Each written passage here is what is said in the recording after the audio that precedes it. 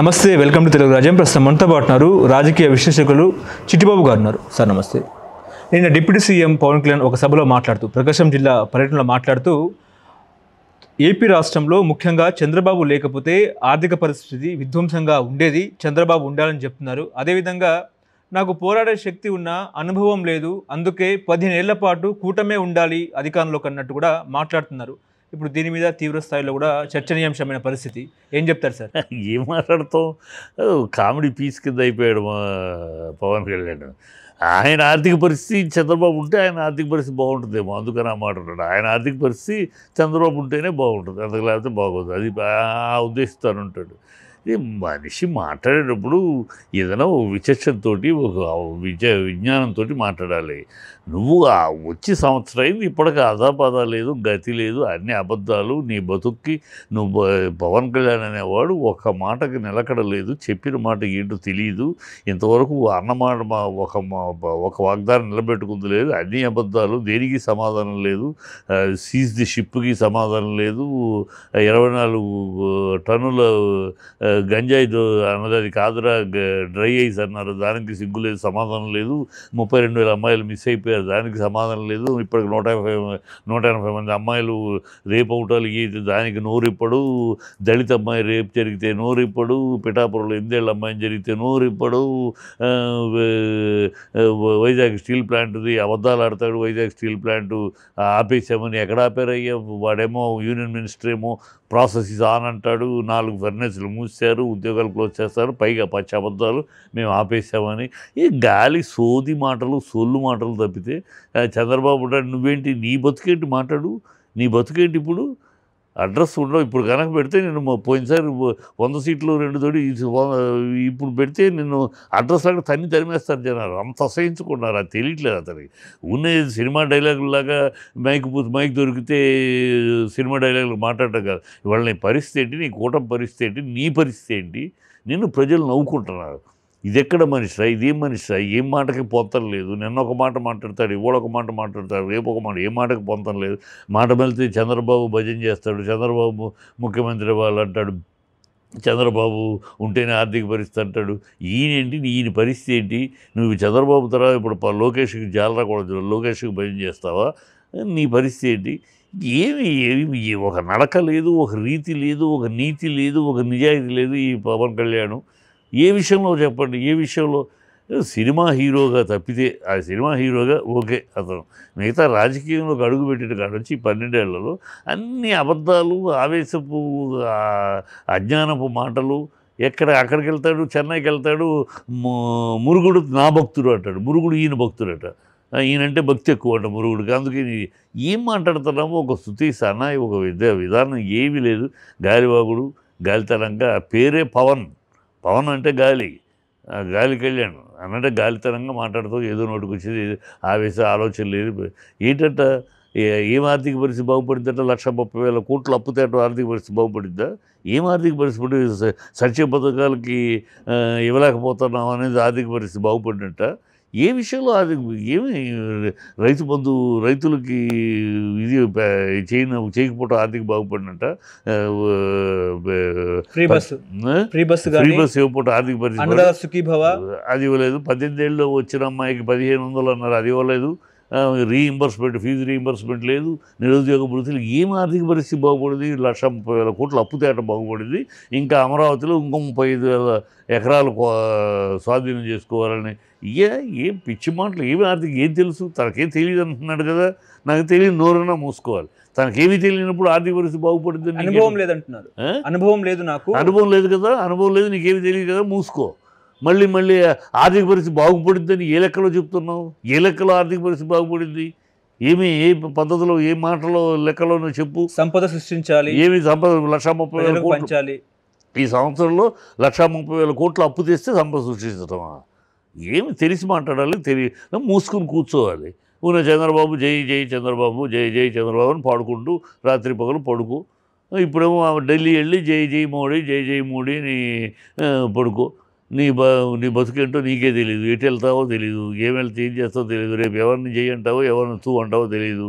మొన్నటిదాకా చంద్రబాబు తిట్టావు, నేను చంద్రబాబు కాళ్ళ దగ్గర కూర్చున్నావు, ఇప్పుడు చంద్రబాబు పొగుడుతున్నావు. అంతకుముందు మోడీని తిట్టావు, బీజేపీ తిట్టావు, ఇప్పుడు బీజేపీ కాళ్ళ దగ్గర కూర్చుంటున్నావు. రేపు ఎవరిని తిడతావో, ఎవరి కాళ్ళ దగ్గర కూర్చొని నీకు ఒక విధానం లేదు, ఒక నిదానం లేదు, ఒక నిలకడ లేదు, ఒక మాట తీరు లేదు, ఒక పద్ధతి లేదు. సినిమా డైలాగులు మాట్లాడదంట, నువ్వేమో గొంతు పిసికి ఒంటి చేత్తో గొంతు పిసికి నొక్కి నార తీస్తా, తోలు తీస్తా అంటావు. ఈ నువ్వు తోలు తీయటాలేంటి, నార తీయాలి? నీ డిప్యూటీ సీఎం మాట్లాడే మాటలా? ఏం పిచ్చివాగుడు, గాలివాగుడు, నోటికి వచ్చింది ఏదో వాగేస్తే జనాలు ఏదో సినిమా హీరో డైలాగులు సినిమాలో చెల్లుతాయి నిజంగానే. ఆ సినిమా డైలాగులు నువ్వు మాట్లాడే పొద్దున్నలేస్తే సినిమా డైలాగులు ఇంకోళ్ళ గురించి మాట్లాడతాడేంటి? మనిషి అతని మాట తీరు ఒక అస్తవ్యస్తమైన వ్యక్తి. ప్రజలు ఎలా అనుకుంటున్నారో అలాగే అతనికి తెలియదు అనుకుంటా. అతను చుట్టూ భజన చేసేవాళ్ళు ఏదో ఆహా ఓహో అని చెప్తారు. ప్రజలు అతన్ని ఒక కామెడీ పీస్ కింద చూస్తారు. మొన్న కూడా ఒక ట్వీట్ వచ్చింది పవన్ కళ్యాణ్ గురించి, ఆయన చాలా మంచివాడండి, ఏంటంటే ఎవరు చెయ్యి లేపితే వాళ్ళ సంక్రాంతాడని. అంత హీనంగా మాట్లాడుకుంటున్నారు ప్రజలు. అది తెలుసుకోవాలి. అతను ఇంకా పద్ధతి మార్చుకోకపోతే, ఇంకా పద్ధతి లేకుండా ఇలాగ గాలిబాబుడు అవుతూ ఉంటే ఇంకా చిల్లరతనంగా చీప్గా చూస్తారు. కానీ ఆయన ఇంకో మాట అన్నారు ఏంటంటే 2029లో ఎట్లా మళ్ళీ జగన్మోహన్ రెడ్డి అధికారంలోకి వస్తారో నేను చూస్తా అన్నట్టు కూడా మాట్లాడుతున్నారు. నువ్వు అసలు పరిస్థితి ఏంటో 2029లో నీ పరిస్థితి ఏంటో చూసుకో ముందు, జగన్ గురించి తర్వాత. నీ పరిస్థితి ఏంటి 2029కి? నువ్వు లోకేష్కి వెనకాల కూజావా, లేకపోతే నువ్వు పార్టీ పెట్టిన దానికి నువ్వు క్యాండిడేట్వా ఏంటి? నీ బతుకేంటో నువ్వు చూసుకో ముందు.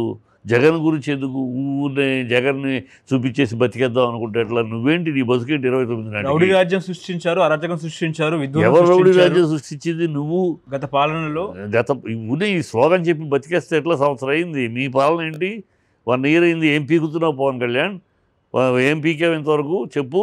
నీ ఫ్రెండ్స్కి ఆస్తులు ఏర్పాటు చేస్తున్నావా? నీ ఫ్రెండ్స్కి ప్రాపర్టీలు క్రియేట్ చేస్తున్నావా? నీ అన్నయ్యకి మంత్రి పదవులు నీ అన్నయ్యకి పదవులు ఇప్పించుకుంటావా? ఇది నువ్వు చేసింది. నువ్వు ప్రజలకు చేసింది ఏంటి? పీకింది ఏంటి? ఊరినే కథల డైలాగులు, సినిమా డైలాగులు ఎన్నాళ్ళు మాట్లాడతావు? మాట్లాడే అదేదో మోసపోయారు జనాలు. ఇప్పుడు తెలిసేసుకున్నారు ఏదో నీ బతుకేంటో, నీ మాట ఏంటో, నీ తీరు ఏంటో, నువ్వు ఎందుకు బతుకుతున్నావు, ఎందుకు రాజకీయాల్లోకి వచ్చావో ప్రజలకు తెలిసిపోయింది. కనుక ఇంకా పద్ధతిగా ఆలోచించి మాట్లాడితే ఒక పద్ధతి.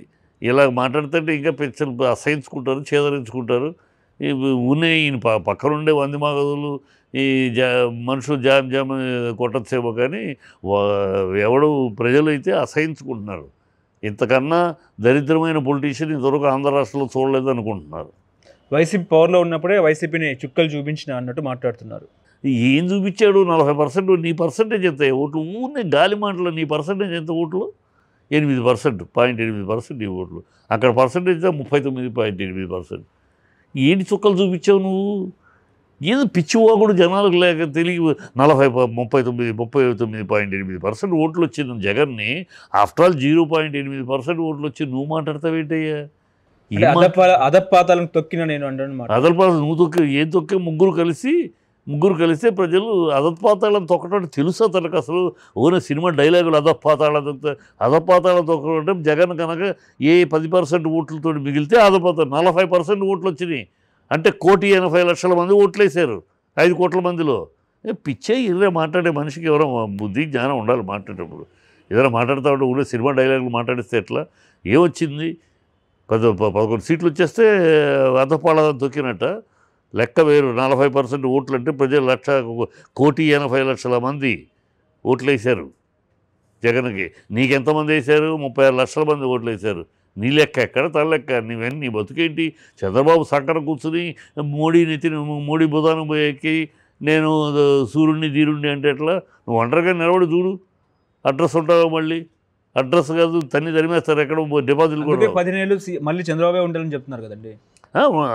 ఈయనకి కావాలి చంద్రబాబే ఉంటే ఈయన బాగా ముట్టుతూ ఉంటుంది. ఈయనకి మూటలు ముట్టుతూ ఉంటాయి. ఈయన ఫ్రెండ్స్కి వాళ్ళకి చేస్తున్నారు. ఇప్పుడు అది జరుగుతుంది, అవి జరుగుతూ ఉంటాయి. అందుకు చంద్రబాబు కావాలి. అంతకన్నా ఈయనకి రాజకీయంగా ప్రజలు ఈ ప్రజలకి మనం ఇన్ని మాటలు ఇచ్చాం, ఏదో మళ్ళీ రేపు ఎలక్షన్ వచ్చినప్పుడు మళ్ళీ అబద్ధాలు ఆడచ్చు ఈ సినిమా హీరో కనుక జనాలు ఏదో నమ్మేస్తారు. ఇక నమ్మరు. ఒకసారి నమ్ముతారు, ప్రతిసారి నమ్మరు. పిచ్చి వేషాలు ఆయన మాటలకి అతని మాటలకు శుద్ధిలేసి అనలేదు. మాట తీరు ఏ విజ్ఞానము అన్ని అజ్ఞానంతో ఆవేశంతో ఏదో మాట్లాడుతూ ఉంటాడు. ఆలోచించి మాట్లాడేవాడు. అతని మాటల గురించి ఒక విశ్లేషణ కానీ అనవసరం. హలో, తెలుగు రాజ్యం ఛానల్ చూస్తున్నారా? సామాజిక రాజకీయ జీవన చిత్రణే తెలుగు రాజ్యం. అతిశయోక్తులు అసత్యాలు ఉండవు. రాజకీయ కోణం కాదు, ప్రజా కోణమే కొలబద్ద. తెలుగు రాజ్యం వీక్షణ మీ ఉత్తమ అభిరుచికి నిదర్శనం.